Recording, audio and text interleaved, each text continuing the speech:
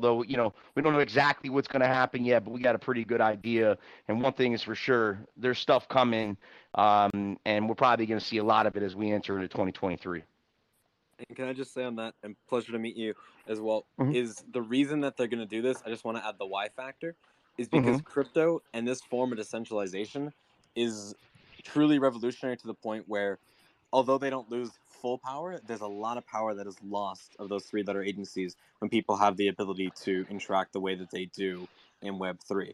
Now, some people might disagree with me on that, and happy to chat about it. But I definitely think that I there's no doubt in my mind that they wouldn't hire 85,000 to 90,000 people if they weren't worried. And it's not just about money. Money is I, maybe they I want us to think think it is, but it's not I only think about it money. is. See, okay, so I'm with regards to your statement there. Is it power or is it money? I mean, the reality is the IRS is the Gestapo of money when it comes to funding the United States economy and everything needs. And there's a lot of money that people are making. And if you're in the U.S.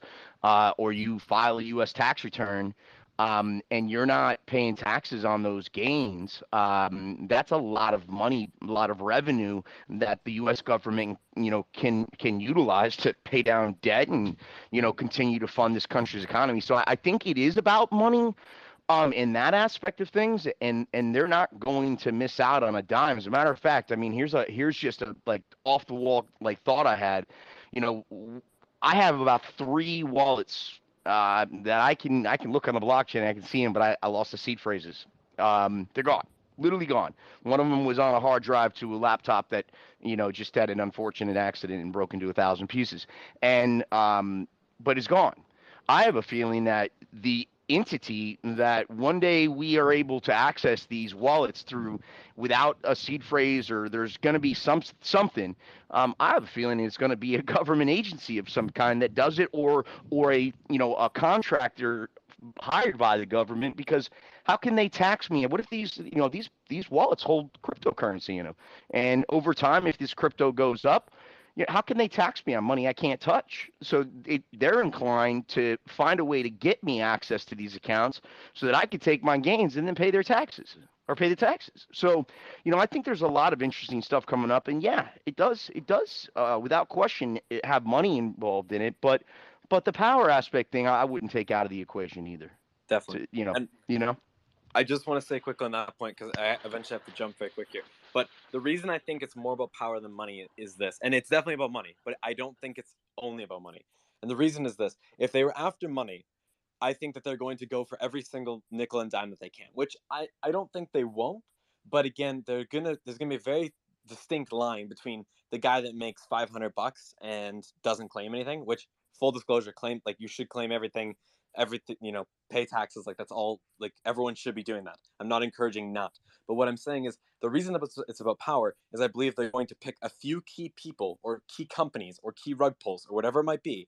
They're going to take them and they're going to use them as examples. And that example will be to show other people that they should not be doing this because this is the consequences. Now, they're they're without not going to question going to do that. they're not Absolutely. going to make a lot of money on those specific people, but the reason they're going to do it is for the power play. And I think that is the long-term thinking, that they can save themselves more money in the future to do that than to try and nickel and dime and collect millions or billions of dollars over a period of time. I mean, listen, I have nothing against the government. I think the government's great. That's cool. But the United States government has printed so much money this last year that the billions of dollars, I mean, like, look at the stimulus, look at the amount of printing inflation we've seen. Again, obviously, there's a lot of money made in crypto. It'd make a massive difference to them. But their solution, and not saying I support or I'm not against it, but their solution consistently has been print more money. They don't have enough? Cool, print more. We'll Right? just print more. Hmm. And you know what they're going to do? They're going to print more money to fund their 90,000 employees at probably six-figure salaries to go and try and get more money back from you. That's the logic they're currently doing. Print the thing that you're trying to save and reap the benefits of more by just starting in the first place. It's the most ridiculous thing ever. But that's my And thoughts then on It it. is, sit but on it's golden it's not toilet seats completely while you do it. irrational. It's not an irrational thought or statement. I mean, it sounds absolutely ridiculous, but I mean, what you're saying has relevance for You're real. you're printing money, just for those that missed it. You're literally printing money to hire people to go get more money back for you. That is exactly what they're doing. It'd make more sense to hire people to burn the money to lower the inflation. That's not what they're doing. They should do that. That is not. So That they're is royalty not farming. what they're doing. They're royalty farming. Man, listen, they're about to switch us off of our standard, and that's why they're printing a shit ton of money, because they do realize that blockchain technology is the way. So there's going to be a huge switch. There's going to be a flip of a switch. What standard? When they hit that switch, the global standard, the petrodollar, sir.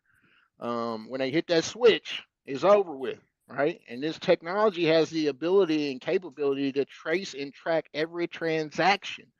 The whole thing, name of the game is control, power and control. This is what they want, right? When you talk about social identity, something that we're working very vigorously here on Cardano, which is my home chain, you'll actually see it in play. And this is what I try to forewarn people about. Like, it's not the reason why they're printing a ton of money is because there is no accountability.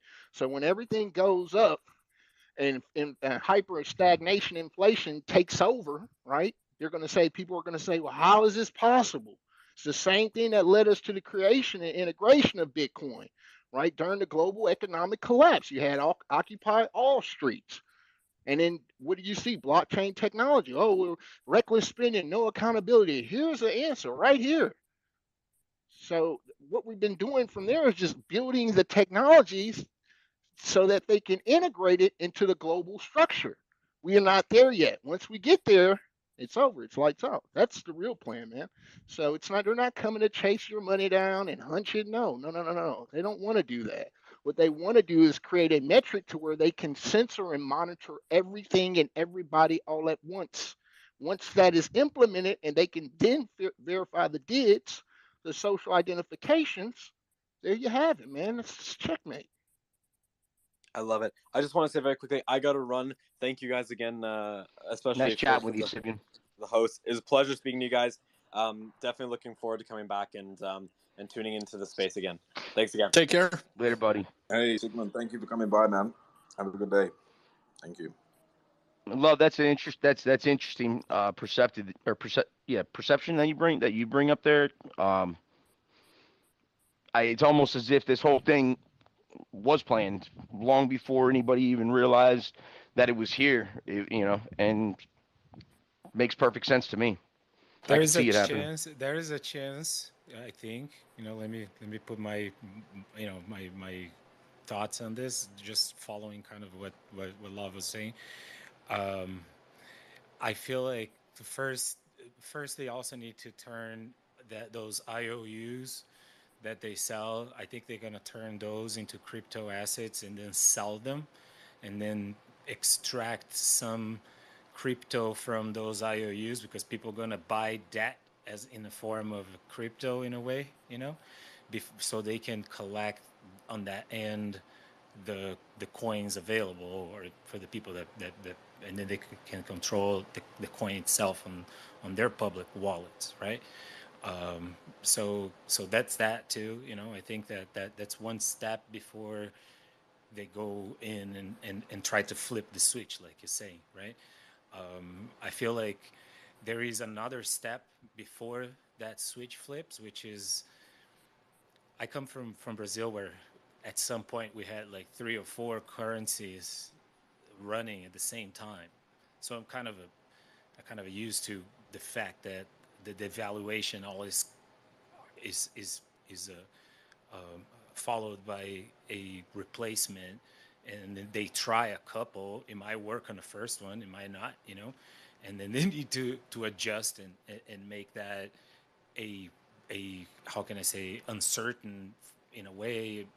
But anyway, the fact is that there is, after that, what came to the economy was the concept not only of the fractionalized reserves, which is already kind of getting more money than actually there is, in a way. The bank can lend more than they actually have. That's the principle.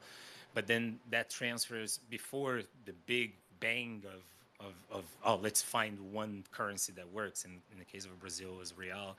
they implemented something that's called debt installment.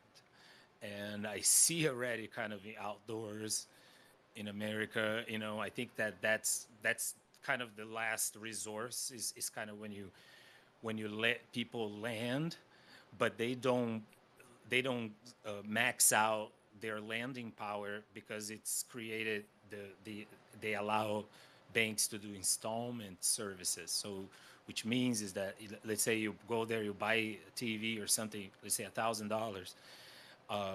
That right now in America, at least, if you go there and you spend $1,000 on your credit card, pretty much, all, and if your limit it's $1,000, you're out of buying power, right? Now, if let's say Best Buy or one company like that starts like doing like, oh, they have a kind of a version of it with their own cards, let's say.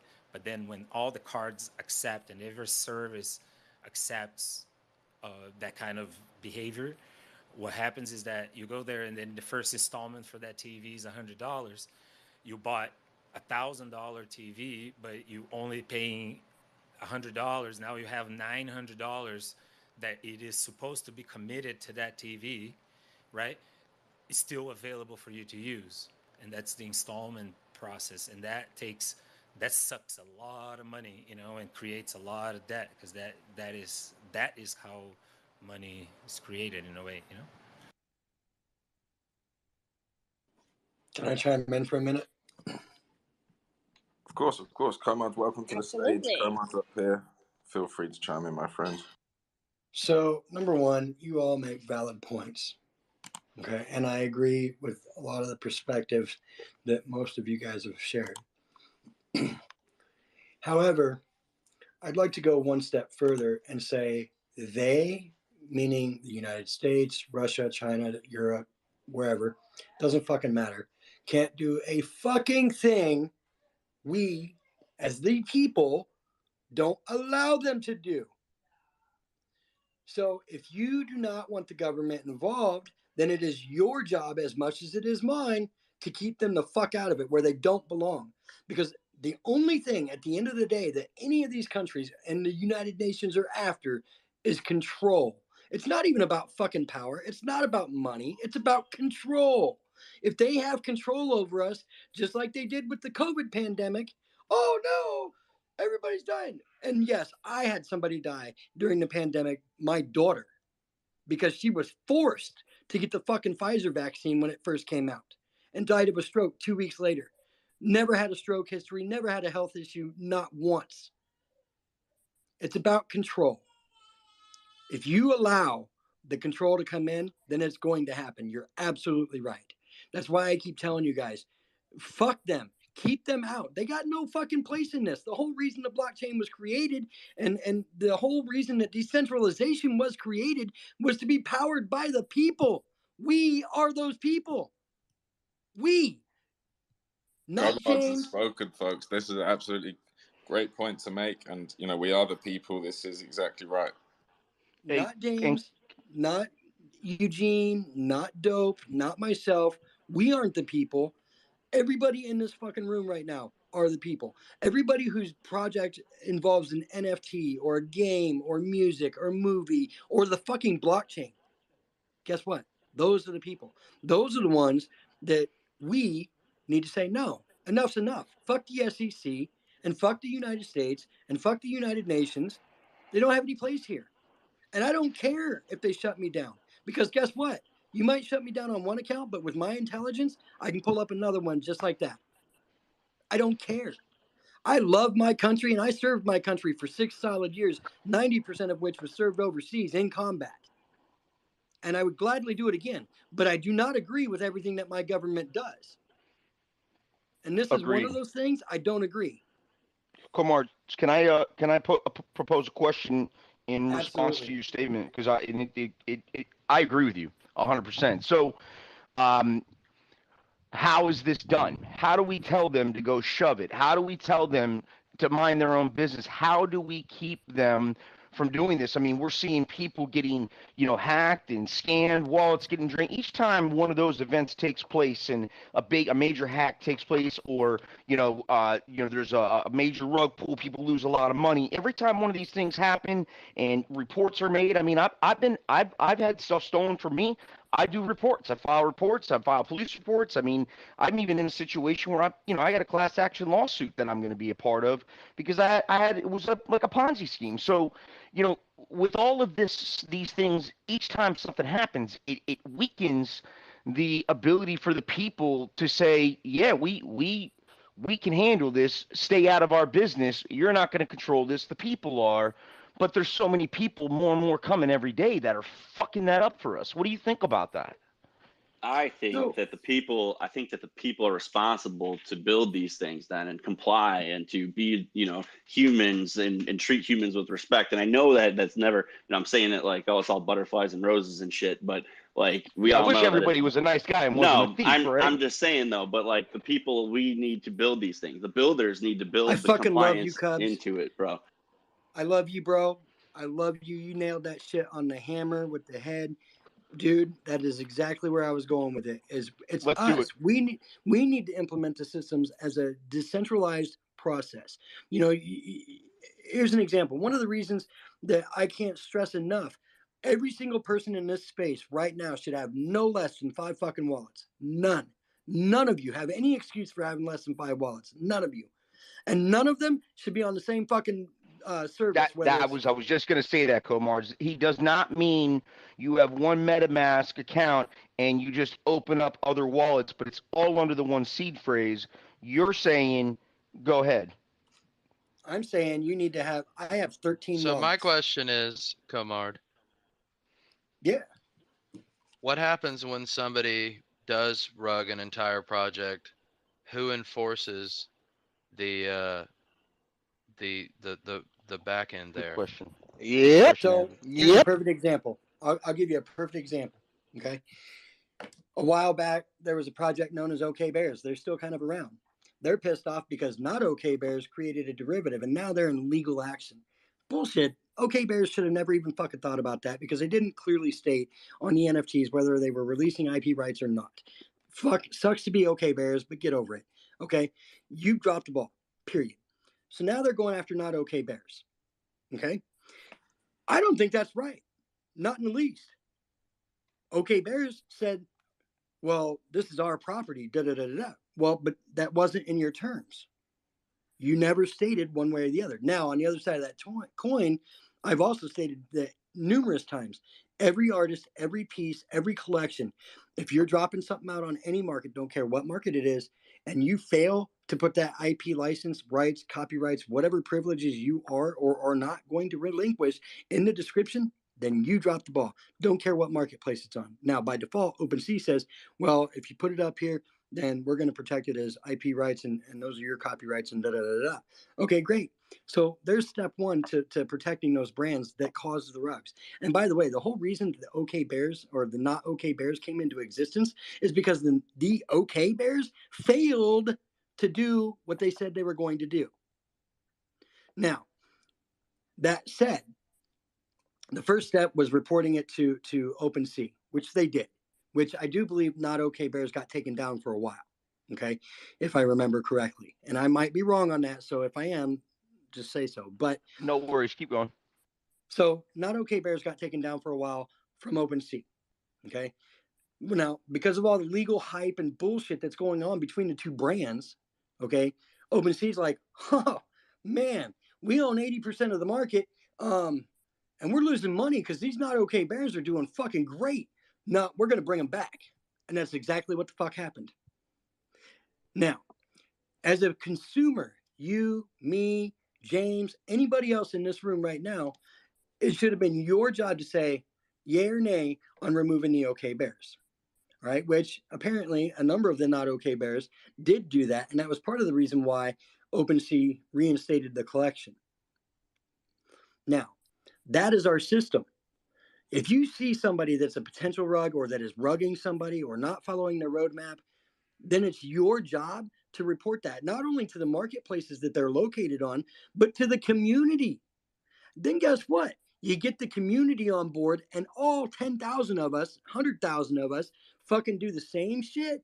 Guess what? OpenSea, Magic Eden, Rareable, doesn't fucking matter. They're going to have to pay attention. Period. Corporate or not, they are going to have to pay attention. So you're saying if someone sees someone commit a crime, they should get everybody in the community together and go beat the hell out of them? Essentially, but you're going to do it digitally. It doesn't work Mob that mentality. way, man. Like It does work that's way. what I'm saying. It doesn't. Unfortunately, it doesn't. In a perfect world, it would, but it doesn't, because human beings are not innately built that way. No, they're innately built to be greedy. I mean, let's be honest. 90% Exactly, of the and people that's in this why you space come in need here. that's why you need regulation. And I'm not whether sure it comes about from OpenSea, but they seem to like handpick which collections they want to put back upper, and because that's what happened to our collection too. There was like two little baby ape clubs up. We had minted first, and then they took us both down. But we had like extreme, like crazy volume. We had did like 4,000 ETH within like under a week, and they took both collections down, and then they ended up keeping ours removed, and they put the other one back up, which they didn't really have a lot of volume like that or anything. So I don't know if they have like a procedure per se. It really just seems like they kind of like handpick who they put up, who they take down, and stuff like that. Well, there's a reason Comards doesn't list anything on OpenSea anymore. Just saying. Interesting. So you're using the other platforms like X2, Y2, Looks, etc.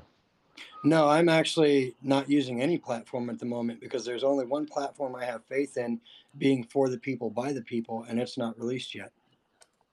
Okay. Interesting.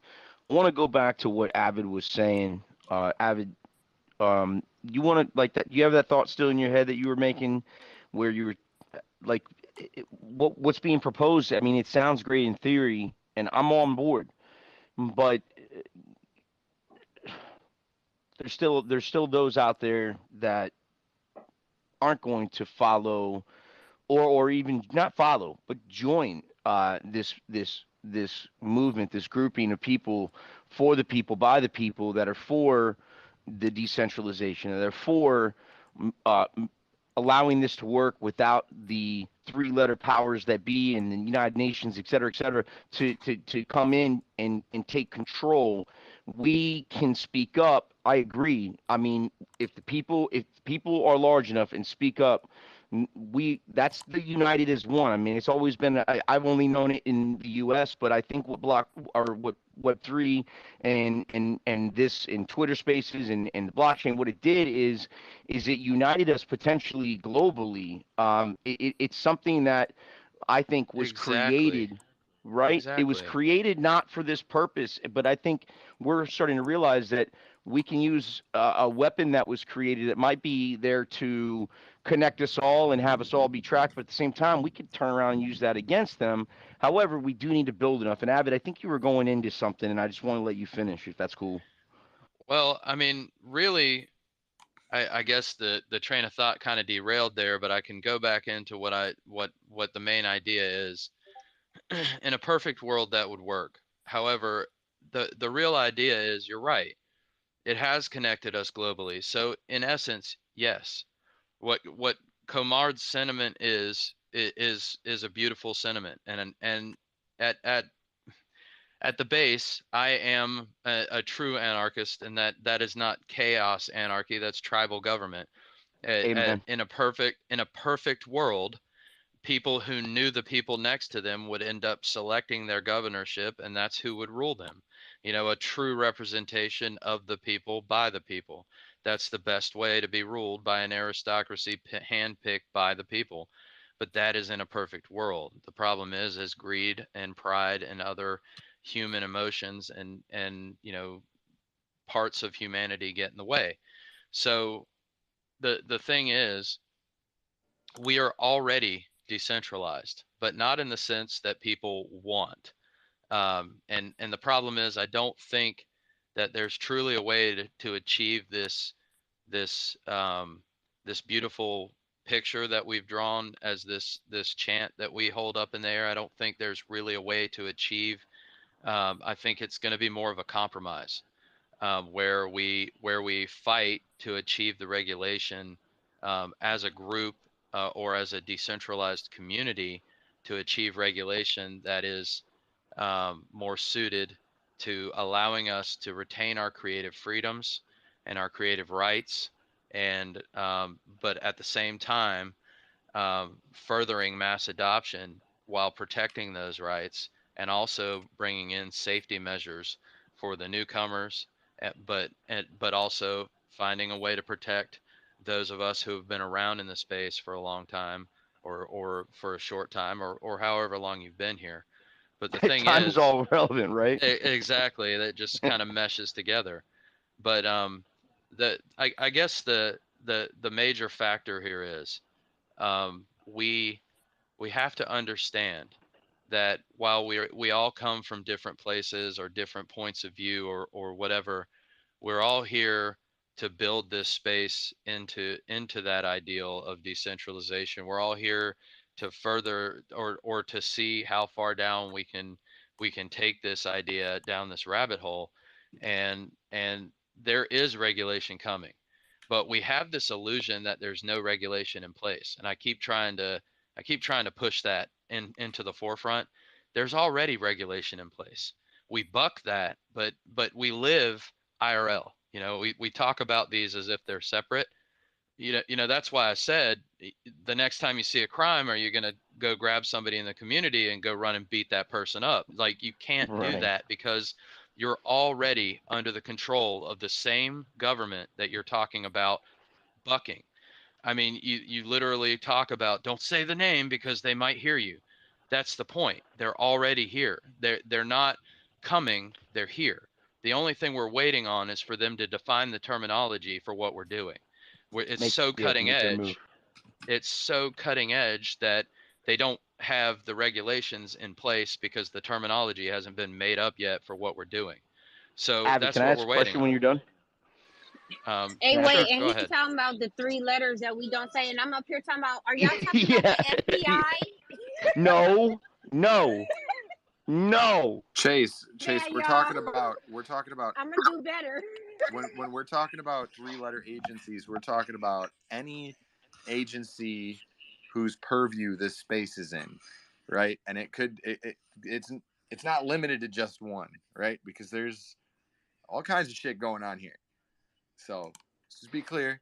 All right, so We're real not. quickly, not to lose track on what Avid was saying, because I think it's important that at least we finish, the thought. Uh, I'm thinking, based on what I'm hearing, Avid, and again, as everybody has spoken that's been here speaking about this particular subject, is, who's gonna manage this? Who's gonna, instead of a mob of people going out and beating somebody up, either IRL or in Web3,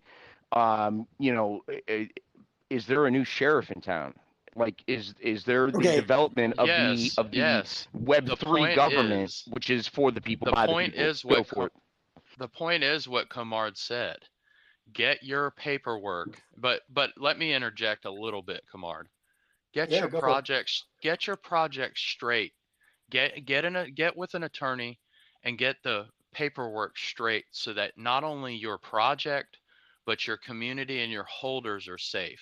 Set a legal document in place that is within view of not only your holders in your Discord, but on your website, in view of the entire world, where they can see what the contractual obligation is between you, your project, your business, your legally formed business, and the holders of your art, your NFT. So, Avid, just to kind of like chime in with you and kind of like explain it in a manner, uh, many people, because of decentralization and the thought of it, and people, and trying to find the good in people once again. I think a lot of this is about trying to find the good in people again, to believe that there are good people out there. Not everybody's out to scam you or be greedy or whatever. And what is going on here, and I kind of just lost my train of thought of it, I'm going to be honest, but Can I say I when it, kind of saw where you were going with that? The please. good is The good is we're on an honor system and a trust system. That's a That beautiful thing. yeah. However, you still have to cover your ass for the Thank people you. that aren't on that honor system.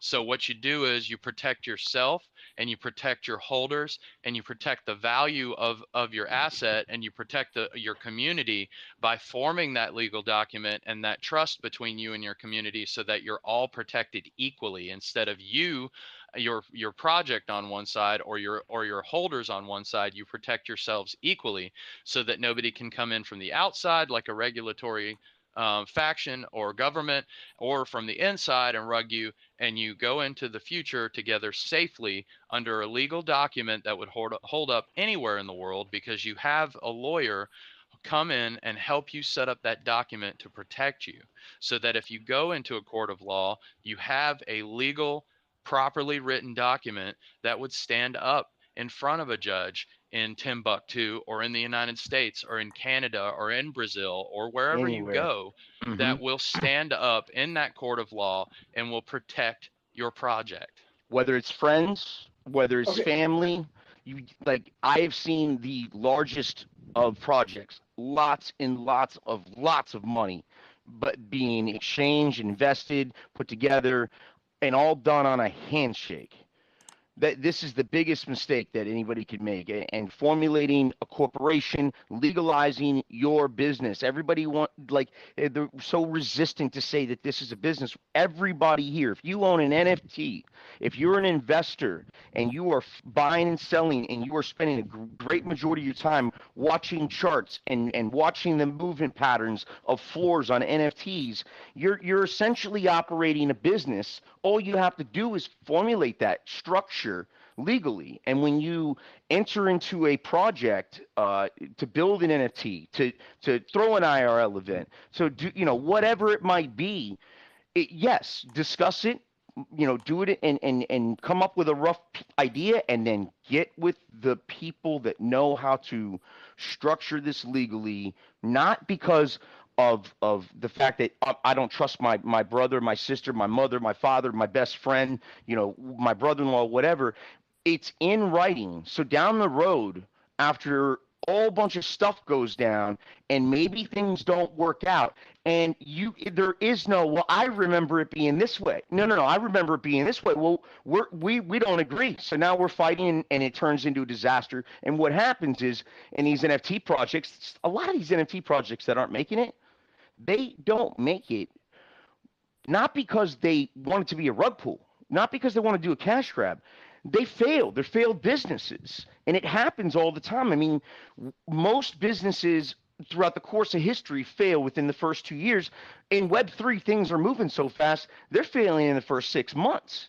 And it's because things aren't in writing. When a disagreement takes place and it's handshake, that's how I remember it. And the meanings to words are in people, and sometimes those meanings change from time to time. If it's in writing and it's clear, all you do is go back to the original agreement and say, all right, well, this is this, and this is our contingency plan, and this is what we do if this does this. And it's all laid out in the beginning. You prepare for the worst, hope for the best. And I couldn't Okay, agree with you more. so here's what else I want to add to this. The blockchain by nature, and then Dope, I promise I'll shut up. The blockchain by nature is our governance. Everything we do is tracked on the blockchain. So if it is not done according to what is supposed to be done, then guess what? The transaction fails. It fails, you guys. There has to be a majority of those nodes. For those of you that don't know what a node is, go check out the business podcast. But those nodes have to be able to conform a consensus on the information that's being locked into the blockchain. That is a record. That is a public record that anybody has access to. The only exception to that is the blockchains that are quote unquote private. Okay. And if you're fucking around with private stuff, then you're playing with fire anyway, in my opinion. So I just don't. But, the blockchain's there for a reason, guys. Everything's tracked. Everything is documented. Anything you do on the blockchain, it's right there. If people aren't adhering to that, follow the money. Follow the wallets. You'll see that Moonbirds, there were 7 people consistently buying back and forth, back and forth, back and forth, back and forth, the same fucking NFT 10 times. And that's why their floor went up to an astronomical rate. It wasn't because of any natural organic shit. And I know because I followed the I money. watched this happen a lot of times with several projects. You can Oh, see yeah. it and go through and look at the activity. And it's like, wait a second, all the same names keep freaking popping up. Yep. Yeah, And they're that's why I washing. kept They're washing the reporting. NFTs. They're And that's why I artificially kept raising their reporting floor. Yeah, can I say that's moonbirds. called wash trading? Yes. And that's why I kept reporting moonbirds. Absolutely. And And guess what what? That's happened? my job as a And, community and, member. hey, by the way, Comars, what happened? Now they're gone. I mean, look. Well, so pinball. So If I that's may, yes, sir. if I may, real Please. quick.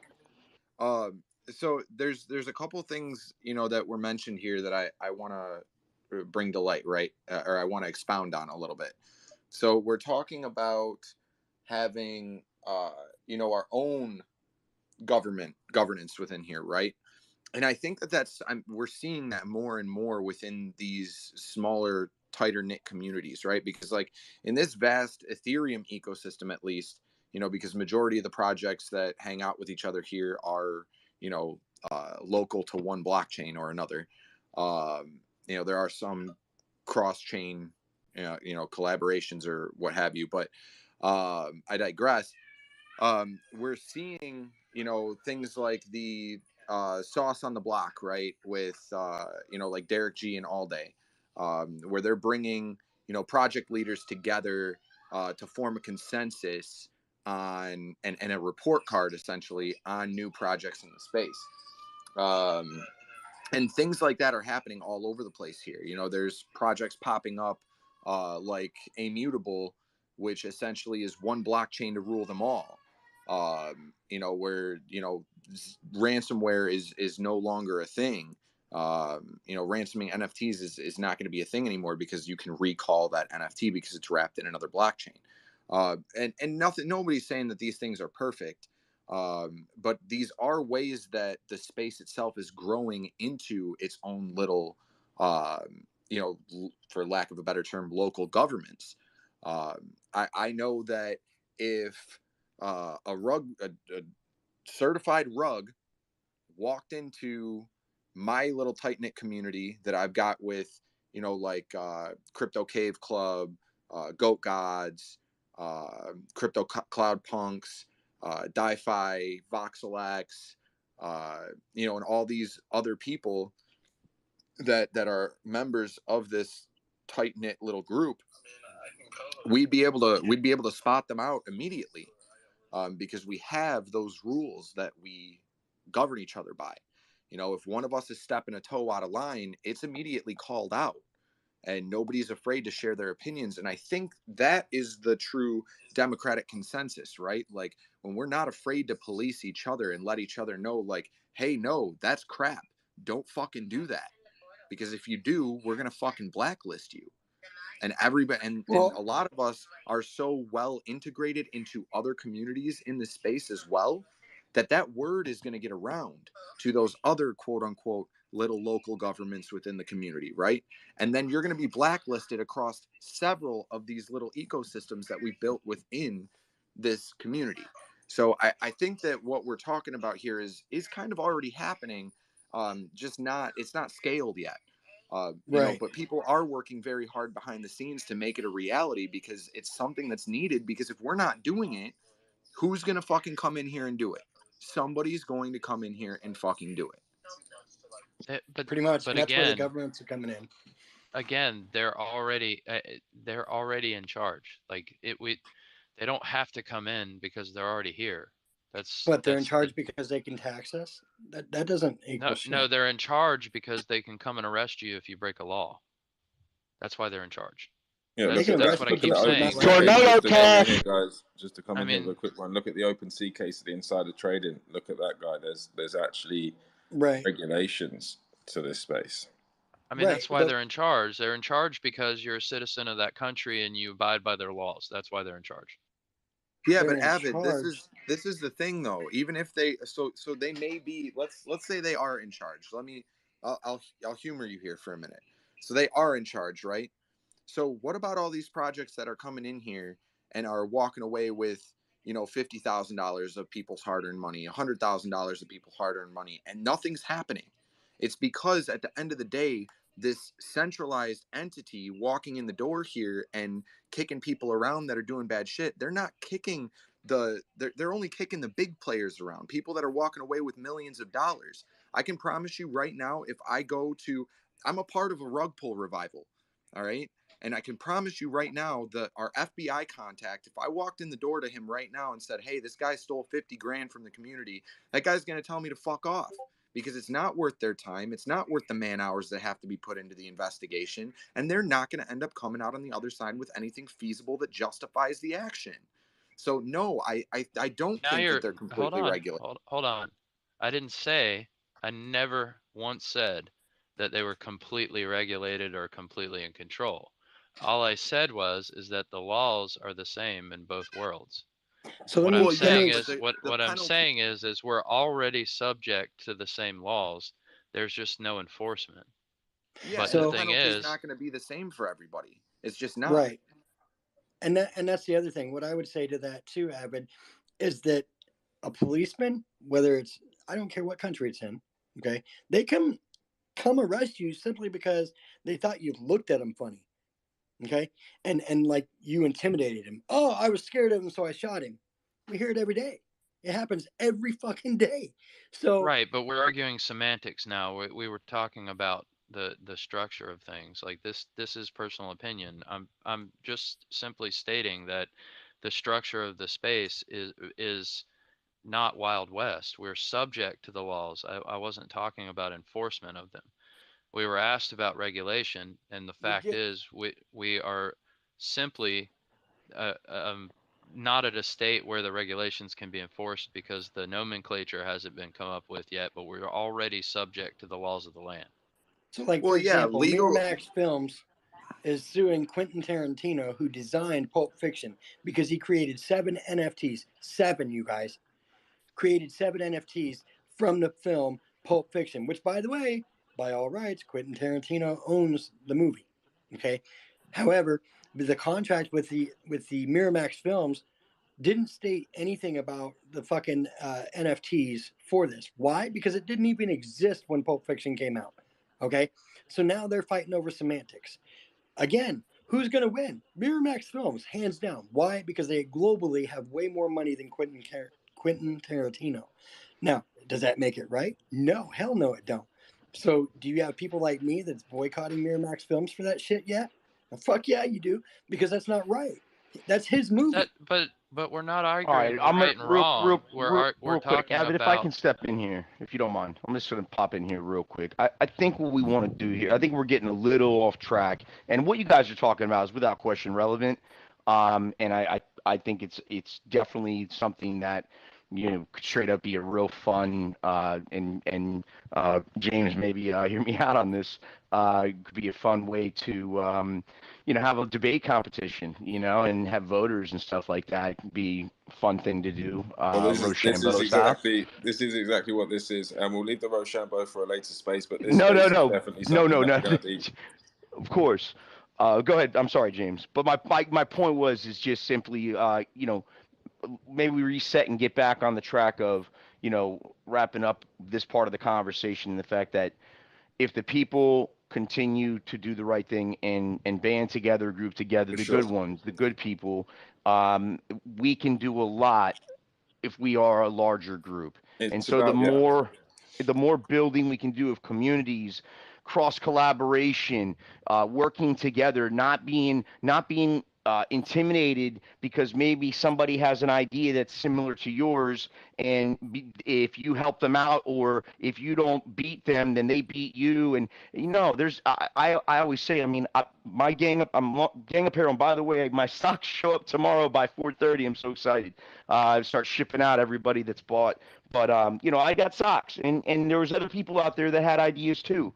My thought process was, there's enough feet to go around. We could work together. You know Well, what I I'm agree saying? with you. And Finally, not a T-shirt or a hoodie. I yeah, agree with you with exactly. what was said Well, before oh with my regards God. to the the situation in general. This space isn't about small groups of gatekeepers or anything like that. You need to create a platform that everyone feels welcome. That's what this Amen. space is about, and this is what we're 1000%. doing here. Yes, sir. 1000%. Absolutely. So I just want to say and go on the record here. Look, I have no hard feelings for anybody's beliefs, opinions, ideas, whatever. But I can respectfully say I can agree to disagree with some of the points that were made, and I can agree with some of the points that were made as well.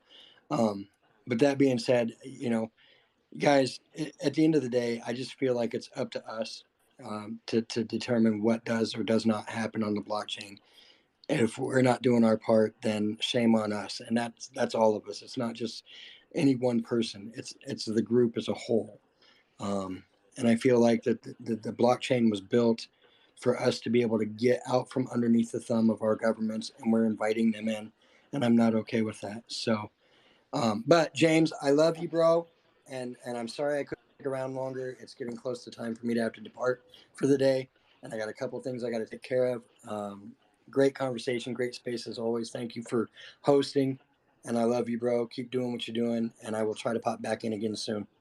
Take care, Thanks for comrades. being. Hey, it was a Absolutely. pleasure chatting with you, man. I love hearing you speak, man. Love you, comrade. Oh, thank you, Easy, gang. brother. Have a good night, bro. dope. All right, Bye. Comard. We see your green ass later, man. We love you. Let's go. Hey, I gave Comard, you you a follow, don't even Comard. you Hit don't me even back. remember me, Comard. I wanted to say that you don't even remember me, and we've spoken before a long time ago in a galaxy far away on Discord. I think On the reason Discord, I was a different name then. I was Yeah, a gonna lot say of us were, weren't they? Hey, so Yeah, see, here's y'all the thing. already debated before. Hey, Black Dragon 0120. Oh my God. Let me just take this Okay, moment so whilst here's we the got the thing. floor open He here like, I for a remember second. arguing with your ass last year. Let me take a second here, guys. Whilst All we've right, got the I love floor you, open, James. take care, Love you comrades. too. Have a good one. Guys that are listening in, we've got a few giveaways at the top. Everyone make sure to jump up there, give those a retweet. Anything that's going on in here, give it a retweet. And let's lit Shem up here, as Shem's in the room as well. We've got a few other speakers in the space, guys, so I do want to make sure I-64, you've got a chance to speak on this situation. And of course, Frenchie, you're in here as well. Got a couple other folks, Re-Evolution. You guys are more than welcome to chime in on the conversation. AI, I see you have joined. Welcome up here to the stage. Yeah, we're generally just chilling. Every 2 to 3 days, we're going to have these conversations. So what we can do is anything that's not discussed right now, any type of subjects, anyone wants to put them in our Discord in the main chat, we can bring them up during the next space, which will be in literally 2 to 3 days time from now. And I'm going to be inviting in a bunch of folks to these spaces, making sure the conversation is populated with current information and some great opinions for those that are listening in, as this space gets out there further and further. So much appreciated to all that have joined, listened into this awesome conversation so far. I do know we've got a couple of speakers that are booked in still to come up here. And guys, what we'll do is we'll segment out the show. So we've got the speaking going on with regards to different debates and things like that. And then towards the last hour of the space, what we can do is get the projects up here that have got something to share. And we can go through and share all of the different details that are going on with the projects.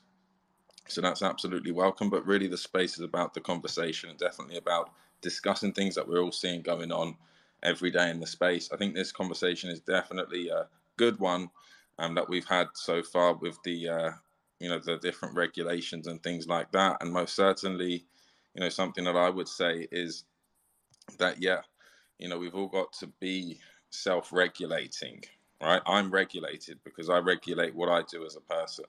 We're all regulated. As long as blood goes through your veins and you're a human being, you should be regulated in this space to do what you should need to do to deliver to your community and everything else.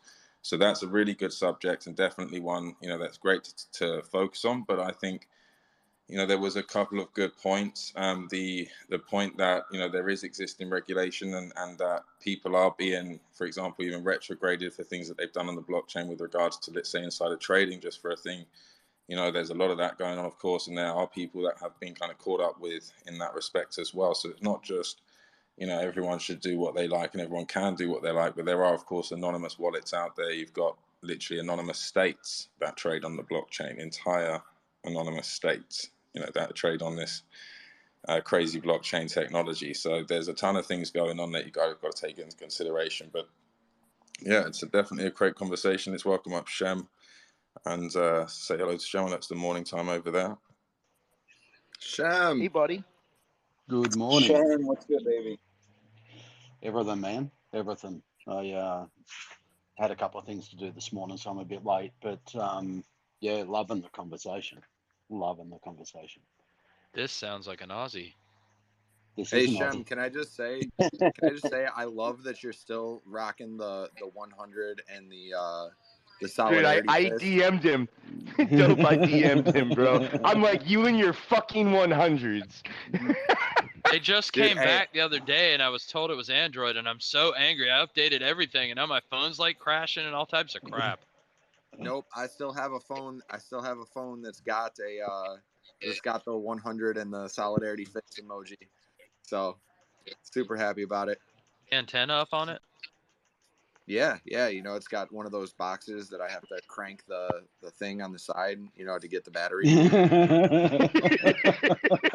I wonder if there's a market for phones that haven't upgraded to get rid of the 100 yet. I'm telling you right now, Shem's phone is worth $5,000 easy. There It's has worth to 5 be. ETH. There has to be a market for There's it. got to You be have a somebody phone out that there still with has the 5 ETH 100s, for bro. 100s. That thing I is. don't know if you guys remember, but like, if you guys remember the Flappy Bird craze and like how people were when Flappy Bird was removed from the App Store, people were like buying these phones Yes, on I eBay totally for had thousands devices of with dollars. Flappy Bird on it because I had got it like before it got blackballed and shit. So I was helping my friends like, come on, I'll log into my thing and download it on your phone. I had to jailbreak my phone to get that shit back. Yo, facts. Oh, wait a second. That works? Jailbreaking worked on everything, bro. You got anything? I don't even want to get into it, but I used to fucking do that. jailbreak. No, that's. There we go. Do you think I can get my 100s back? I'll figure out a way. Follow me, and I'll figure out a way, and I'll post it up. I'm pretty sure I already am, but You can't jailbreak the systems anymore on the newer phones. You're gonna totally break your phone out. Well, I think that was what you said. Letter people be listening to our app now. Not with Knox. Not with Knox. You'll reset your Knox counter. Hey James, are you there? James, can you I'm here. just change the title of the space to how to hack Twitter? what are these 3-letter agencies I hear of? Hey James, I would like to honorably I've done my duty to hold this spot here while Shem took care of his daily routine, but I would like to step down as co-host and let him sit where he deserves to be. Is that okay with you? Of course. In the hierarchy of internet culture these days, Shem must be up here as co-host, guys. Let's make sure to get him up here. Everyone that's just joined in, welcome to the space. I'm going to step This is down. the Gorilla Mansion, the throne up here, guys. So if you do get welcomed up here, yeah, let's go. Shem can't be co-host till I hear my dinosaur sound. They're coming. They're coming. Yeah, do it manual with your mouth like, No, the only animal sounds that come out of this mouth are gorillas and cows. Can we just record her doing it again and then play that from now on? Before you guys, I love them damn sound. Before you guys move on to the next conversation, I just wanted to say that thank you guys for having the conversation. And when James was talking about regulations and regulators, that made me think of something. It was just like, check it out. Regulators. We regulate any steel. Yeah. We're damn good too. But you Love can't be any this geek jam. off the street. Gotta be handy with the steel, if you know what I mean. Earn your keep.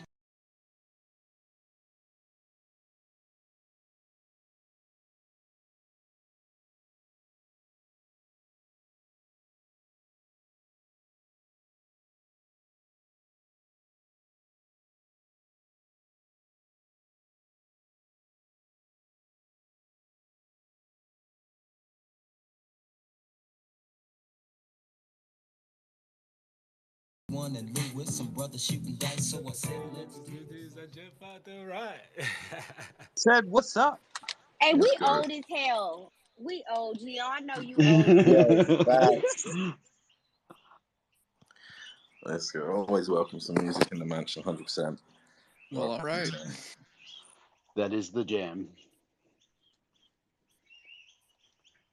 Hey, Well, there we pinball. go. Shem's up here, guys. We've had a great little reset there to the room. We've just really spoke on a few subjects there in that conversation. I would say the IP rights were touched on. We were speaking about the kind of regulation, the regulators, and a few other different things were discussed. So we've definitely done a good job here. Thanks everyone that's joined in and made this conversation lively. It's been absolutely great. Yeah, we've got Shem up here joining from Australia. We've got a few other folks in the space. There's still a few more discussions to have, most definitely. I'd like to make sure that anyone else up here has got a chance to speak on the previous subject before we completely close that one off. I know we've got Re-Evolution as well, NFT up here.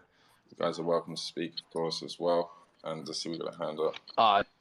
Yes, that would be me. I just want to point out real quickly, Geo, that music came through so fucking clear and smooth, bro. I gave you a follow. I'm gonna follow you under Pinball too. And Cubs, I'm gonna follow you also, man. But that sounded so good, and I came back into the space, and that shit was rocking. I was like, bro, let's go. Well done. That's it. That's all I want to say. And back to what James said. Honestly, though, hey, touch on what you said though. For real though, y'all are absolutely goated for putting this on because these conversations are like essential. I think, especially in the market conditions we have right now. I keep getting rugged every time I try to talk. My fucking Twitter keeps crashing, but yeah, no, like I'm actually super grateful to be here. I'm super grateful to be part of all of this conversation. And I think this is gonna grow and be something big. There's a lot of people here with a lot of wisdom and honestly, to bring it back to onboarding, I think is so crucial because we need to like what we have and what we started, like the whole like the army thing, everything. It's just teaching new people and showing them that not everybody is scammers because like I think the guy wants to deliver your food, bro. Get the call with him. I think he was someone was bro, he calling. won't stop calling. He will not stop calling.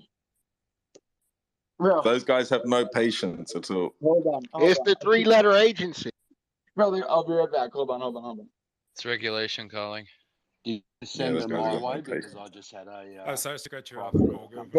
I'm just tripping off how when we like listen to the old ass music, we start talking old words. Like that's my jam. We don't use jam on a regular basis, y'all. We need to stop. That's off the chain. Yeah, for real. That was heat. Like no. That's off the meat rack. That shit was bad. Bro. We could go even older and go, cool is a rumor. Sometimes bad is bad. Oh, shit, nah. I can't right now. The Well, laughing face isn't enough. Come on. I just tried to shit at.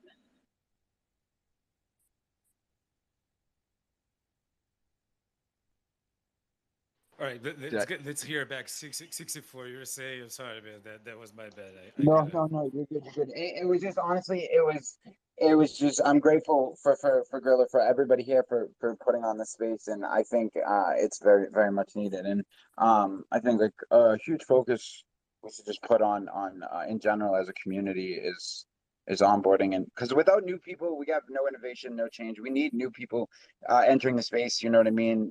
New ideas and so when people come in, they get scammed, they get rugged immediately. They're like, fuck this is, you know what I mean? This is bullshit. So it's like, we started just showing people insane love, hooking them up when they came in. But yeah, I think these conversations are crucial. And I think spreading the word that these conversations are happening is also crucial because I think it could help a lot of people just by being in here and listening. But I'm grateful for y'all for putting this on. I got to get my food though. Hold on. Oh, and also just piggybacking off what he was saying about onboarding, I think that part of the onboarding process that people forget, like to me, it's really important during the onboarding process, the way that you market yourself, because you're going to be bringing in a certain type of crowd. You feel me? So, like me, when we renovated the rug, and we were just trying to recuperate some of our losses, it never was like, oh, we're going to be the next Bored Ape Yacht Club. We going to the moon. We doing this, we doing that. It's always about like if you guys want to join a strong community that refused to fucking die, that wanted to stick together, that wanted to break the boundaries, that let the community build the entire project, vote through the DAO, then this is the place that you need to be.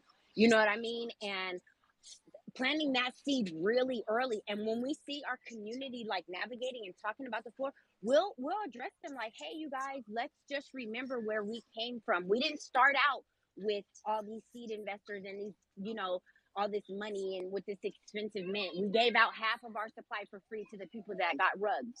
We had to raise the money that we did have for. So when you guys are onboarding, pay attention to how you onboard, because if you want those die-hard diamond handers and you want to bring in that certain crowd, then do the marketing, especially where we out here doing our guerrilla marketing, doing organic. So be really careful how you put that out there, because you want to bring in the right crowd. For sure. To continue that too, I think that as the early adopters of this Web3 space, we have just such a great responsibility when it comes to if we want this space to build, that onboarding is so key. And it's never ending, because this isn't a super efficient space, right? Everything it's not super user friendly sometimes.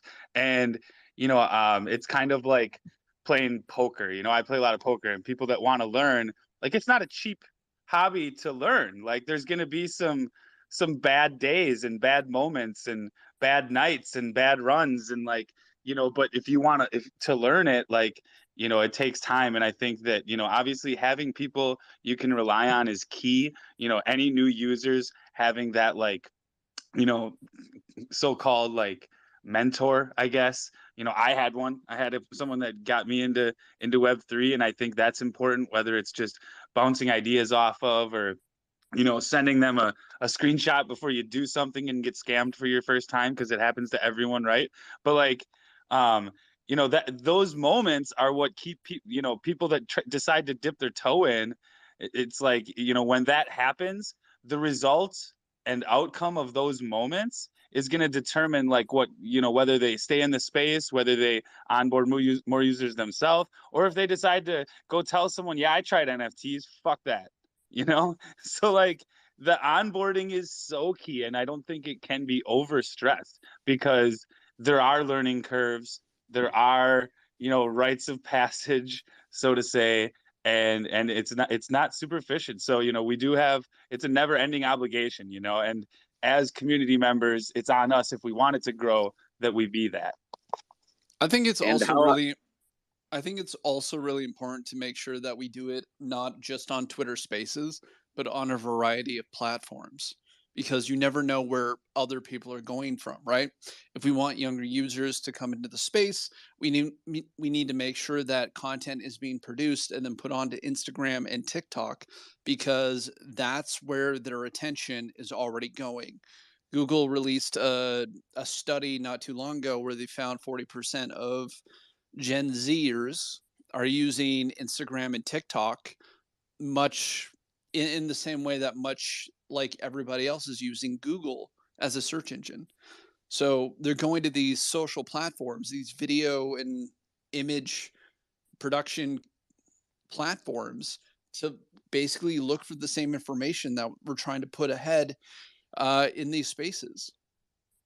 And as an educator, I mean, I try to put out a video talking about advanced concepts every other day if I can. I would do it every day if I had the ability to, but I don't. So yeah, that's definitely a good point. They banned me on Instagram. I don't know what I did, but they said no, you can't do that.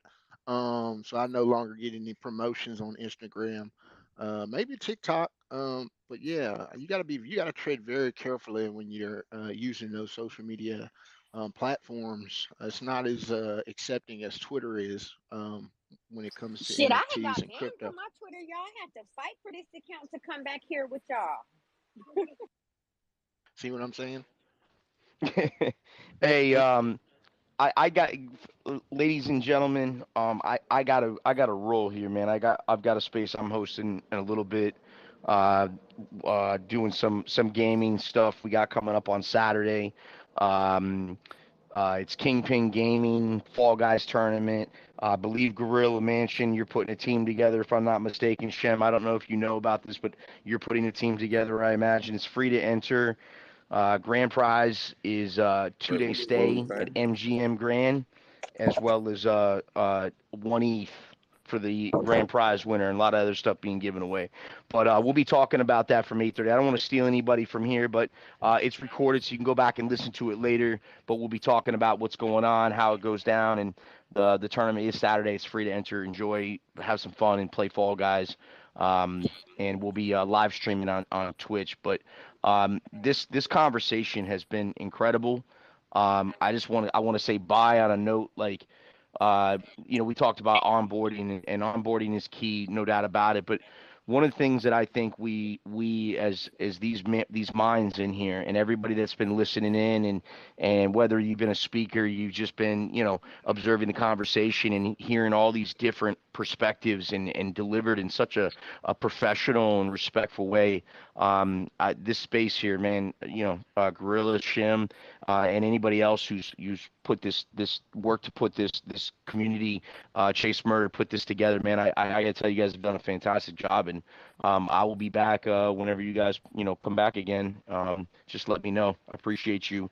But we need to strengthen the community in order to strengthen the stability. And with stability, we will be able to bring more people into Web3. More people will become intrigued by what this is instead of afraid of it. A majority of the people I talk to IRL, I go to a bar, I go to a restaurant, I go out, and I'm wearing my Gutter Cat shirt, or I've got my NFT wizard, or all these, the Ethereum logo. I mean, I'm constantly rocking, Web3, related, wear, whatever, apparel, and nobody, they're, oh, well, I know that, I recognize that, but nobody really understands. And you're like, well, what do you do for, what do you do for work? I'm Web3. All I do is work. This is my work. Like, I don't have an IRL job anymore. I mean, I do, but I don't. It's weird. And I think the more people that are comfortable being here because of things that are put in place as we speak right now by people that were in this space and are all around us building, if we build a safe environment and then we connect with each other and welcome everybody with open arms, whether you're on the same team, you're in the same gang, the same clique, the collection, whatever, everybody from anywhere can join a collection, can join a community, or just be a collaborative relationship. We can be friends, and the more of us that do that, the stronger this will get, and the more likely we are to maintain this concept that we have. That's all. That's it. Thank you. Great outro. Thank you for coming to the space, and Later definitely on, a big shout out to everyone else that's joined in and got involved. I appreciate y'all, man. Bye for now. I miss you already. Love you, man. Take care. Wait, And Frenchie, agree with Frenchie, you everything still you there? just said. How many of y'all are going to make it to Las Vegas, huh? I'll be there, baby. Oh, Oh, not yeah? fucking me, guy. I got way too much 100%. shit going on here. Who said that? 64. I said not me. All I got right. way too much shit going on here. Frenchie, Gotcha, you still gotcha. in here?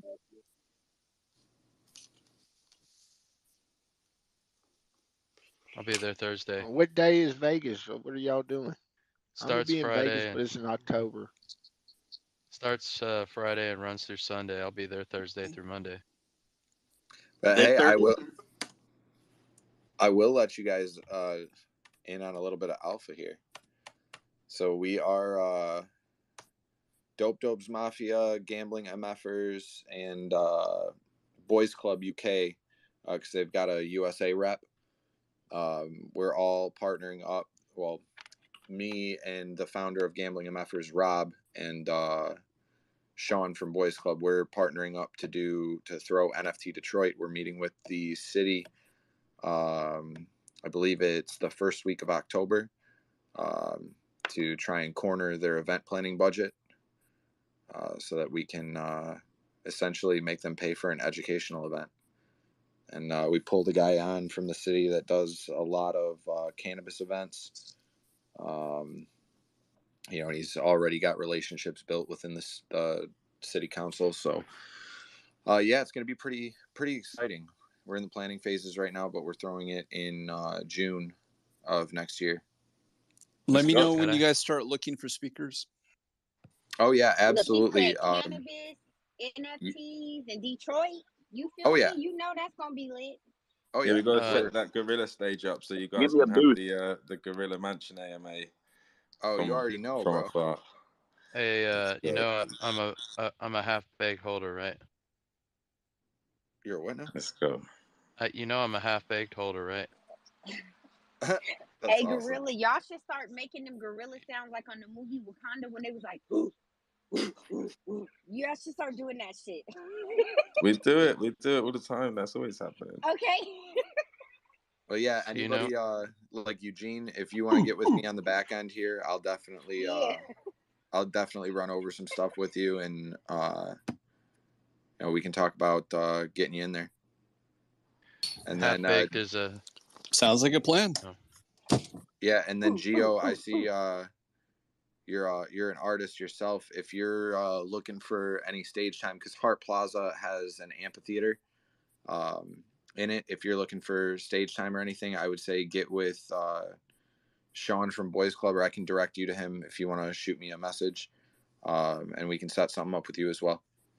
All right, let's go. Thank you for mentioning all of those different projects there, and let's carry on and just welcome up NFT City here to the stage. How you doing, my friend? Welcome to the Mansion. Good. This is awesome. I'm stoked to be in the mansion yet again. How the hell are you, host James? Nice to see you, friend. Doing great here. Just chilling. Literally vibing with a few new people in the space, and definitely got a couple of people invited in today. So every 2 to 3 days, we're gonna put this space on the map, invite people in, and just get a feel for things from some different points of view as well, with those debates that go on up here for different things. So yeah, welcome into the space. Thank you, guys. The mansion is the place to be, guys. Tons of free NFTs in this mansion, tons of free giveaways, and a lot of intelligent information being shared, what they call alpha, right? So what we're going to do here today is, if we get over 90 plus people in this Twitter space, guys, I'm going to give away a free NFT worth over $20 retail price on OpenSea. Check out that pinned post, retweet it. These elephants NFTs are worth at least $20 retail value on OpenSea, and someone in here is going to win one. All we got to do is retweet the space and blow it up. Get it over 90 plus people. We're not far. And someone's going to win that, guys, because the Gorilla Mansion's been great to NFT City. NFT City wants to be great to Gorilla Mansion. And together, guys, we can blow it up. So thank you so much for having me on stage. It's nice to see some familiar faces, Chase, Gio, and some of the rest in the audience. Hi, Shem. Not to be confused with Shem. Nice to see you, buddy. No, when I first met him, I was calling him Scheme or something. I was like, wait, tell me what's your name. I had it all fucked up, though. Yeah, I'd love to. Ladies and gentlemen, it is just Shem. Ignore the C. Shim's the goat, but I'd love to give away a few things as well, just for everybody showing love. If like Gorilla or Shem or Chase or want to just pick like 2 people out of the listeners, I'll send one LHRC, like an ETH horse, and one of the new nugs like that just dropped from their community. So just let me know who, and I'll send them over. But I just want to show some love. I really love what's being built here, and I appreciate being a part of it. I also just want to give a quick shout out. I had a couple of my people slide through from Cardano. One of my buddies, he's my right hand man. He's a part of the team that we got going on. It's called Space Cadets. It's a new feature that we're putting together to integrate YouTube with Twitter Spaces to bring more of a in-depth look into what's going on behind the scenes as crypto evolves. So shout out to my guy Awesomeisjayell. Please give him a follow. He produces amazing CNFT, that's what we call NFTs on Cardano, content to keep you up to date. If you're ever wondering what's going on over here on Cardano, what kind of projects are at the forefront, how we're building out, and things that we do, feel free to give them a follow me, and we just want to provide amazing content that if you don't really get that kind of exposure, we're either in Twitter Spaces or we're watching YouTube, so we're marrying the two and we're pushing that out to the community so that they can get a better understanding of what's going on All right. in our crypto space. So I just wanted to shout them out. Also, my guy Diet Waters in the buildings. Shout out to Diet Waters, one of my fams. Had a few other people slide through, but we're just vibing with y'all. Let's go. Let's go. Definitely big shout out to you guys and anyone that wants to come up here as a speaker on the next space. We've got these every 2 to 3 days. So if you guys just send me a quick DM, I'll send out a speaker panel post and everything and get you guys up here for the next space. So what we do, guys, when we have the speaker panels out and all of those links, is just send them to everyone that you guys have in your following. Let them know the space is happening. That way, when it opens, we have more of an impact on the algorithm in general, and just get that out to all of your communities as well. So in the next 2 to 3 days, when we open this space, we'll have a couple of hundred people in here for the next room. And definitely this room as well has definitely got, a lot of people in here, guys. So do retweet those pinned posts. Let's get up to 90 listeners. Appreciate everyone coming out to the space today, and definitely some awesome conversation that's been had here on the stage. Is there anything that anyone would like to touch on, maybe regarding the IP rights update? The metaverse section of this space was also something that I wanted to go into, was the metaverse section. So just speaking regarding the metaverse, let's say the sandbox, all of these different games that are developing, and of course what the future is there. What do you guys really see, as the value in digital land and such? What's your view? Because I speak about digital land a lot, of course, having a project focused in the gaming space. But I want to hear from you guys now that we've got a few people in the room. What's your guys' view to it? I definitely have an opinion on this, but I see we have some hands up. So if they have an opinion and they want to go on it first, go ahead, guys. I'll keep mine brief, but I just think, first of all, being able to spend any time or energy or resources in the Web3 space and be able to connect it or gain utility in the Web2 world, is huge. And when you talk about gaming particularly, we all spend, I don't know, some people it's a lot more time than others on whether some stupid app on your phone. For me, it was Star Wars Galaxy of Heroes.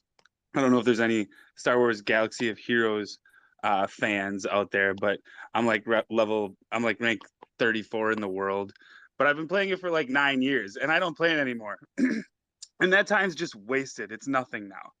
I had the enjoyment while I did it, kind of, but it's gone. And I think that when you start talking about the gaming aspect and utility from certain tokens or whatever through these play to earn games and what have you, I think that connecting those and bridging the two is, I think, where you're going to see a large adoption come, because that's where you're going to see, when you start seeing that connectivity, a lot more people making the leap. So I do think that that's huge. I agree. Y'all, I got a jet. It's been great, and I enjoyed the conversation, and I will be back. Legend. Thank you for your time, Abid. Have a great one. Excellent. And we look forward to the next space. Take care, Awesome. man. Just give me another invite, and I will return. Thank you very much. Enjoyed it. Have a good one. Take care, brother. Yeah, definitely a good part of the conversation here to open up the floor to the metaverse talk. I know a lot of people are, of course, invested in the metaverse in various formats, whether it's through crypto, whether it's through building, whether it's through NFTs. So yeah, let's open the floor for this talk. Definitely, guys, if you are in here and you do want to get on one of our spaces to talk, do remember you can send me a DM to get up here next time, and let's keep the conversation flowing with regards to this this part of the conversation. A couple of hands up, actually. Yeah, no, I mean, truthfully, I feel like in the metaverse space, the one issue that's been very prominent for a lot of us is how quickly the space is moving. And so all of us get hyped up on one particular metaverse platform, whether, at first it was Decentraland, then Sandbox, then NFT Worlds, then the other side. And so all of us are just saying, okay, every 6 months we have to think that there's going to be a new top dog in the space. So I think either the developers, the programmers, or the NFT community need to form some sort of consensus on which platform is going to be the de facto.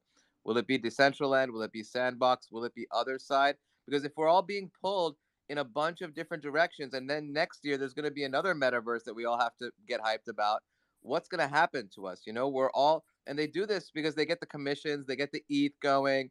We all get hyped into a new project. And so what needs to happen is all of us need to congregate kind of or encircle like a particular platform, I feel like, and that will really get the metaverse to live up to the hype, because there's been a lot of hype and there's been a lot of stuff, and now we're seeing a lot of FUD regarding the metaverse. I'm sure you guys heard about like what Mark Cuban said. He just said, don't ever buy land in the metaverse, and that was really bad for the sector.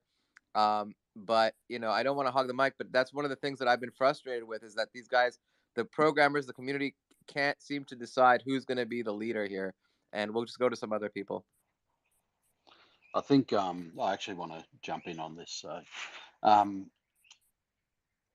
first of all, go back to what you said in terms of the. Oh, actually, sorry, I don't think that was you. In terms of the gaming, but we spend hours, days, weeks, years in games, sort of getting away from reality. Yeah, and I think that's human nature. It's an escape, and it's been engineered that way. Obviously, games are created for a reason, but at some point in time, I do believe that everybody will absolutely end up in a metaverse, or at least, when I say everybody, the bulk of the population, in terms of mass adoption.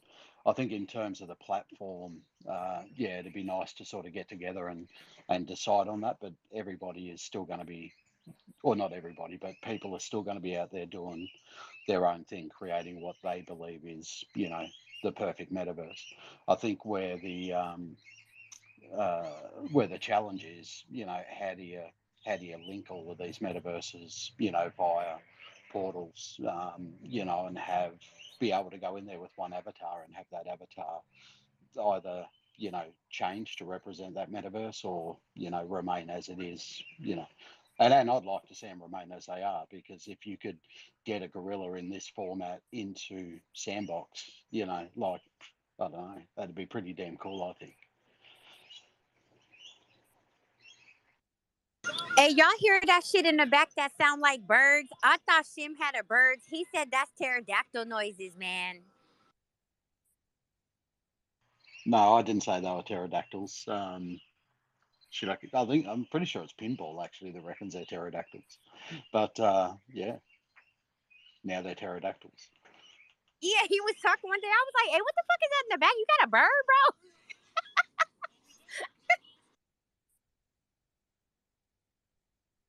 I think that's the alpha right there, guys.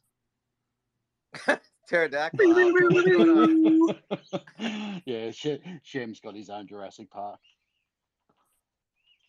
All right, guys, let's keep this conversation on the rails. Has anyone got an I got a quick on opinion this on it. subject that we've been speaking about, the metaverse subject? Do bear that in mind, guys. This is a talk show for the listeners that are here, and those metaverse subjects is really, what we're looking to focus down on.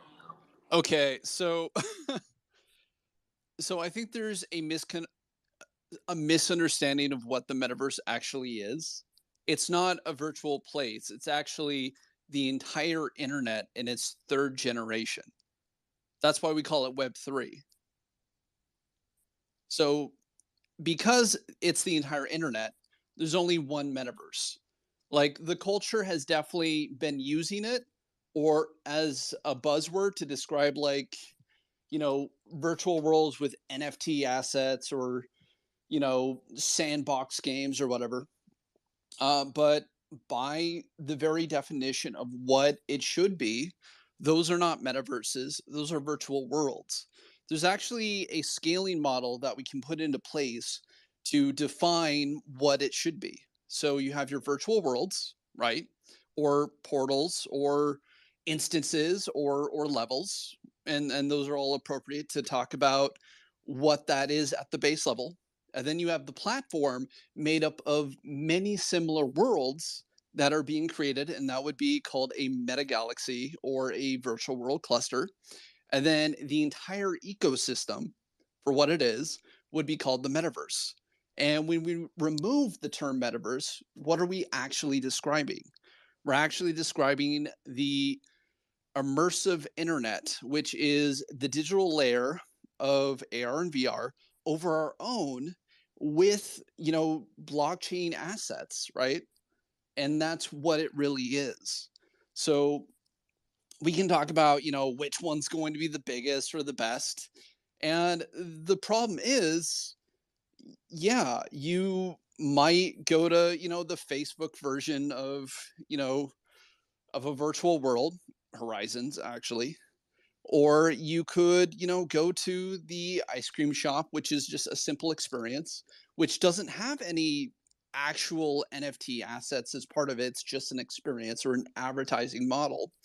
And a lot of companies are going to be jumping into this because Alvin Wong, the president of HCC China, actually released a document showing that advertisements in virtual worlds are up to 4 times more effective than traditional 2D advertising. And that's actually going to be driving adoption as much as anything else in this ecosystem. And by the way, NFTs are fit within 1/7 of the categories that make up the entire ecosystem. So very interesting points brought up there, and definitely the segmentation of different areas of the metaverse, or different gaming areas of the metaverse and such, is something that I think is important for our community to understand. As of course, there's labels that get thrown around, and especially in a conversation when there's a gaming project involved. So there is games, and then there's the metaverse, so to speak, what is going to be, as again what Eugene referred to, and those kind of major developments. So you've got a lot of different parts of it, and it's almost like the gaming world, where there's a ton of different types of games that you can have. There's not just one type of game. You've got board games, you've got these similar open roam worlds, RPG games. There's a ton of different things going on, so the human mind can deal with more than one option. It's a funny thing to think, but the human mind can deal with more than one option. I know in this space it's difficult to kind of think there's sandbox and this and that and the other, but there's so many things that we can do as humans. There's literally no end.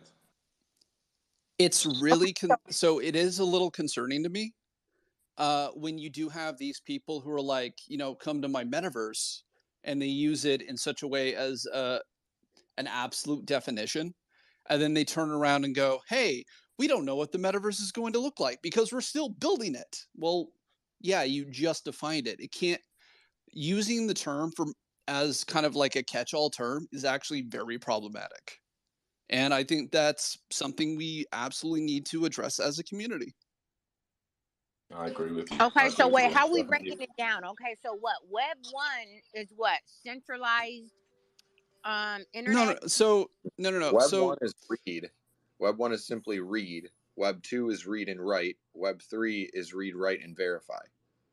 So Web 2 would be like what, apps built on the fucking you know what I'm saying? No, it's like social networking, like Facebook would be Web 2. So if I may, you think back to the early days of internet, where all you could do was read. Creators or whatever would put up blogs and stuff like that, and all you could do is read. And then at some point in time, it came to the point where you could read and write, and then that transition sort of became Web 2. That's in a basic version, but sure, someone else will have a more technical. So a different way to look at this. Look, before Google came out, and before they had a way of indexing the information, like nobody had a way of even accessing that shit because it was just like lost out there, and then Google came in and kind of like indexed it to where we had access to it. So another way to kind of look at it is us as humans tend to give things different names to concern their generations. I mean, we do it with ourselves, where we call ourselves millennials, boomers, Gen Z, and we also do it with the phases of the internet, right? So, in October 29th, 1969, we had the first computer-to-computer transmission, and that launched DARPA's version of the internet called the ARPANET, right? And in 93, Congress passed a bunch of regulations allowing commercial content on these systems that were used only by educational institutions and government institutions, right? Hold on one sec. Computer off. my Alexa went off. And so when we started to allow commercial content after the adoption of TCP/IP protocol standards instead of the older packet formations, we basically started the first era of the internet, aka the information age, right? And up until about 2004 to 2006, we gained mass adoption for this thing called social media. And that's where we went into the second era of the internet, the Web 2 world, which is what we're currently in. And now, because of this thing called the bleeding edge, we're experiencing all these other technologies that would be considered third era internet technologies, or Web 3. And it's not just blockchain, by the way. It's all third generation web technologies would be considered Web 3, not just blockchain, crypto, and NFTs. I mean, decentralization only makes up like 1/7 of the entire equation of what the metaverse eventually will be. And I just think that's something to, note on this journey of, until we hit mass adoption, we're still going to be in the Web 2 world. And we're estimating we have another 5 to 8 years until we hit that mass adoption. And right now, we're this huge community of testing and figuring out what works. And eventually, anybody who uses the internet, once we hit that third generation, will be part of the metaverse, whether they like it or not. I like it. I like it, definitely. Gives it some great context and for food for thought for people that are sitting here. This whole metaverse segment of the show is exactly what, I want to see from you guys. Just any information or any sort of opinions that you have on it, really focused on. And of course, it is a development of the internet. So if that's the direction that the internet is going in general, then a website's going to be more like a virtual environment. When you walk in and you deal with the website like you would if you were in a store. That's essentially what we're talking about, right? Yeah, so I do have kind of a funny story to tell. The last 2 weeks, I've actually been on a cruise ship, so I was out at sea. And when I was at the airport getting ready to leave to go catch my ship, I picked up a book called The Metaverse Handbook. It's written by Chris Harrison, Terry, Scott DJ Ski Keeney, and it has a foreword by Paris Hilton. And I was really excited to read it. I read it over the last week and a half, and I was so disappointed because Terry was using metaverse as a catch-all. And so when I first bought it, I had tweeted out a picture of me buying it. Terry followed me, the author of the book. And by the way, it's a bestseller. And I, made a little video going, hey, I understand where he was going. It's culture, wordplay versus what it actually is. And somebody actually questioned my thoughts on the book, and I left it there. And Terry wrote back going, hey, Matthew Ball has a better technical definition of what the metaverse actually is. I was speaking from a place of culture, not correctness. And so, and Matthew Ball's version of the metaverse is very close to the one I just gave.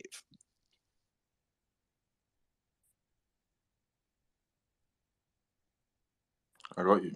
Well, there we have. We've got some, great insight there with regards to the just general breaking it down. I think, as again in this space especially, it's easy to lose sight of how much developments there are out there and what's going on in the metaverse in general. In this sense, as it's not, the Gorilla Mansion isn't the metaverse, the Sandbox isn't the metaverse, or the Decentraland isn't the metaverse. These are essentially virtual worlds, as rightly put by Eugene. These are virtual worlds that essentially, this is another concept altogether. So to think about the metaverse, I mean, what I would like to ask you is, what would you define then as what would be then the metaverse? Or are you saying that there isn't a concept, that could be called the metaverse? Is that what your point is? The metaverse is a group of interconnected experiences that can be either VR or AR, that have interoperability, which means assets can transfer from one experience to the other, as well as a level of commerce and exchange and social. I love the term you used, immersive internet. You said that earlier. I loved it.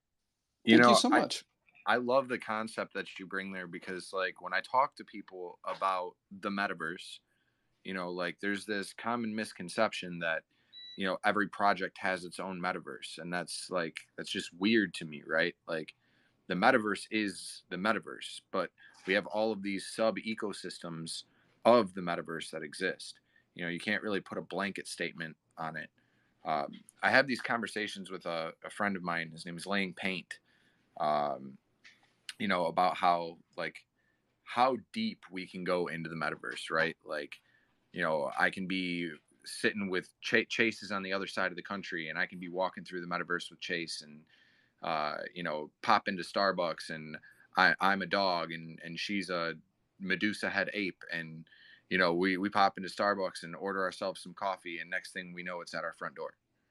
And now we're not just sitting here in the metaverse walking together, we're ordering coffee and enjoying it together. Like things of that nature are, I love hearing stuff like that, because, it really shows the innovative mindset of people in the space. And that's probably my favorite part of being here, is listening to these ideas that people have. And not just the ideas, but, some people that are not necessarily incapable of bringing them to fruition, but like just don't know how to. So they bring them to people like James, or people like myself, or, other people in the room. And they're like, hey, how do we do this? And I think that that's the biggest building block available for the entire ecosystem as far as the metaverse is concerned, because it's not just going to be one person that creates the entire landscape for all of it. I think it's going to be a plethora of individuals that come together and design new and innovative things for us to explore and experience. I don't believe the metaverse will be complete until sensory technology is incorporated. So like right now, currently the definitions that we're given is just, basically what Eugene said, they're just virtual worlds. You know, to me, a true metaverse is when it's going to encompass all of the senses, sight, sound, and even feel. Um, and I just really don't think that we're there. I just think it's more of a buzzword. It's not, in my eyes, it's not. It's just something that's just like a catchy trend for people to run with. You know what I'm saying? To attract attention. The whole conception of metaverses and the way that they blew up, I really believe, and I said this earlier in the space, is part of what I call the COVID bug. Another part of COVID was the fact that we couldn't go anywhere. So the attention of gatherings, these virtual worlds, the conception of that became the metaverse, is what everyone exclaims it to be. I don't believe it in the metaverse in the sense of what most people categorize it as. I believe it as just once we're able to actually have the feel capability, the taste capabilities, then we would be in the metaverse. Until then, we're just in virtual worlds. So can I rebuttal that? I would love to just take a moment and rebuttal to that. Of course you can, by all means. Yeah, so in my earlier definition, I mentioned augmented reality as one of the two base realities for the metaverse. And most people's view of augmented reality is typically just visual. But even though the term augment means to add, in this sense, it actually means to change, right? And so it's not just your visual sense, it's actually all of your senses. It could be auditory. You could get a chip implanted in your tongue that makes everything you eat taste like ice cream, and that would be a version of augmented reality. You could wear a haptic suit, and somewhere in the world could be like poking you, and you could feel it, because there is a real world manipulation being transferred to manipulate your senses in some way, right? And I think that's the sort of thing that you're looking for and you feel that's missing. And I can tell you right now, we are actively working on it. There's a company called Haptics. A couple of years ago, I went to their headquarters and their CEO sent me down. I put on a VR headset and I put my hand in a box. And in the box, I was able to, it was basically like a glove with all these sensors on it. And in VR, I was able to put a tiny horse on my hand and it started dancing and or galloping around my hand, and I could feel every hoof print. I was able to put on a firecracker and light it, and when it exploded, I could feel it, the shock wave in my hand. I put a ball in there and started rolling it around, and I could feel it gently moving across my hand, even though there was no ball. It's all virtual. And so we do need devices right now to help with that aspect of it. It's just there's such a the mass adoption for visual AR has already happened. Every time you use a Instagram filter or a TikTok filter, or make your face into a cat on Zoom or whatever, that's a version of augmented reality because you're changing one of the senses for either yourself or somebody else. And so while our understanding or the vision of the metaverse is very limited right now, just because we haven't seen a whole lot of defined definitions in the real world, I guarantee you there are people actively working on those technologies to make them real. Yep. Yeah, I love that.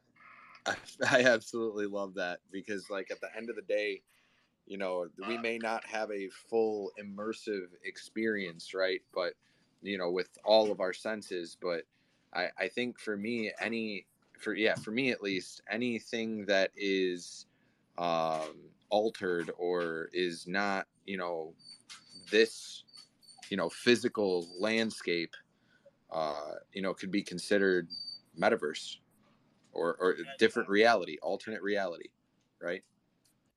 Yeah, it's just any overlay of digital reflection that correlates with our real world, right? And so, yeah, it could be AR glasses, it could be a VR headset, it could be your phone where you're seeing Pokemon that are being tracked to the landscape around you. That's all part of it. It's not just these virtual lands that you can buy with NFTs. That's such a small use case for what it is. Well, if you're looking at it, I think a lot of these virtual land plots, the more oversaturated, it becomes, I think you're going to see a lot of these drop off. I, for one, have seen multiple projects that have grandiose ideas, delusions of grandeur, if you will. They're offering all of this crazy, wild stuff, and then they've got no financial backing. They're trying to do it all by the skin of their teeth. I don't see it being practical at the end of the day. All right, well, thank you guys. I think there was a couple of great points that made. I see we've got a hand up here from the Don. What's up, the Don?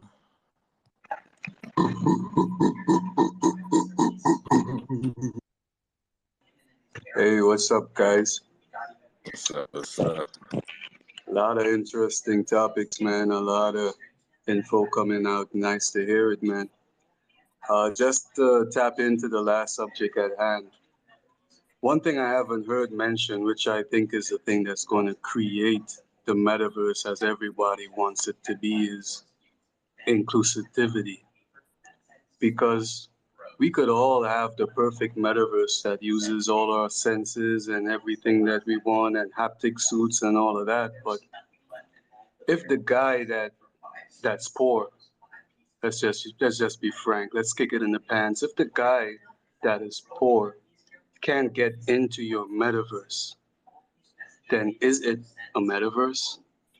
it just becomes a sort of club of exclusivity, you know, that it would just die. It will die. It wouldn't last. It naturally wouldn't last. It's what's happening with the central lands and all this other stuff is that people are now priced out, and then there's no traffic, and then it's not making money, and it's just going to burn.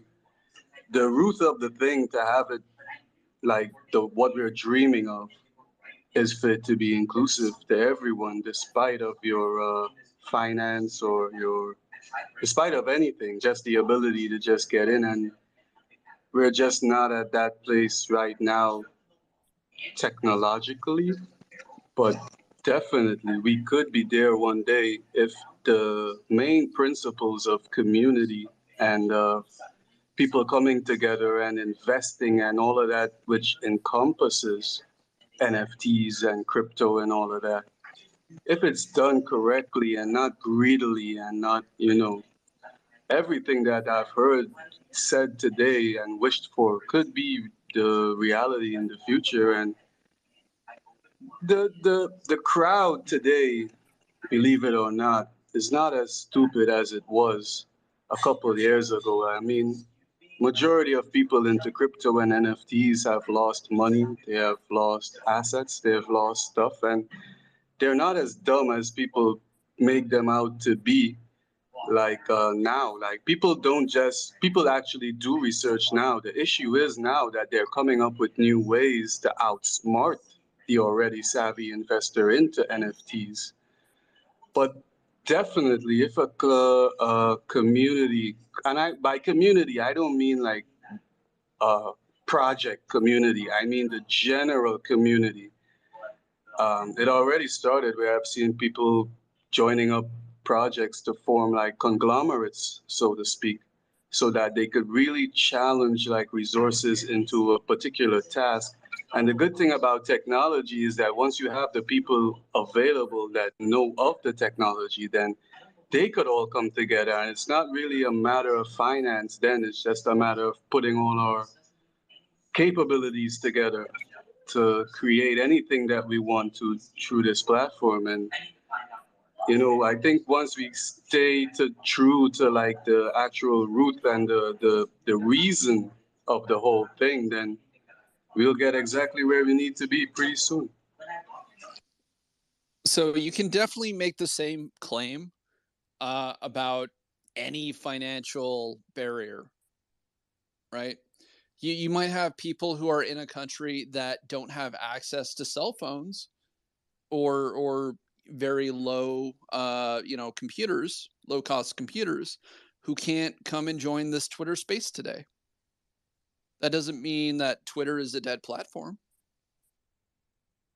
Yeah, but can you really say that like I know I could say that a phone is easily available or easily available than a bank account. Like everybody has a phone now. We're not even in the 90s anymore. I think time has flown by really fast. Everybody has access to a phone now. This is where crypto came in and make finances available to people that couldn't have a bank account. I mean, we are there right now. I can tell you right now that there are virtual worlds that are accessible from your cell phone. And I'm not going to doubt that. Rec Room right now is available on PC, your smartphone, and tablet. And I'm not arguing that either. That's not it. What I'm saying is like the base of the whole idea of everything that is crypto and that is decentralized. Like I was listening earlier and hearing someone say, you know, that they were worried about the laws and the regulations and all of that coming in. But if there were regulations in place the way that there were for banking at the very start,